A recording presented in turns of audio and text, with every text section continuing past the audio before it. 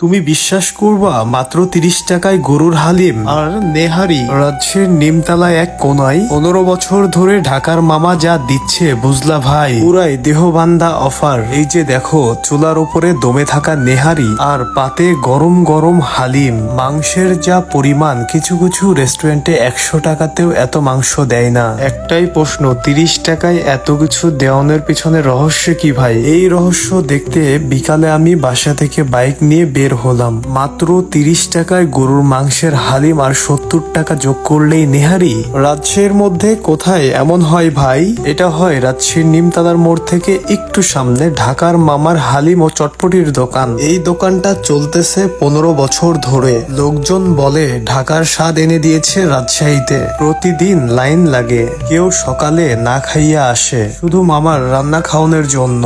এই রান্নায় শুধু মামার না, মামিরও কিন্তু হাত আছে। তুমি যদি রাজশাহীতে থাকো আর এখনো হালিম না খাইছো, তাহলে ভাই তুমি অনেক কিছু মিস করেছো। কমেন্টে লিখো কোথাও এর চেয়ে কম দামে এত মাংস পাইছো কিনা। ৩০ টাকা দিয়ে হালিম কিনলে আর যদি ৭০ টাকা অ্যাড করেন তাহলে পেয়ে যাচ্ছেন স্পেশাল নেহারি। তাছাড়াও এখানে চাউমিন আর স্পেশাল একটা মুড়ি ভাজা পাওয়া যায়, যেটা টেস্ট। আর বন্ধুদের ট্যাগ দাও যাদের নিয়ে খেতে আসবা। আমি নিয়েছিলাম নেহারি, হালিম আর চাউমিন। মাত্র ৩০ টাকার এই হালিম নিয়ে যদি বলি, তো এই হালিমের মধ্যে ৪ পিস মাংস পেয়েছিলাম।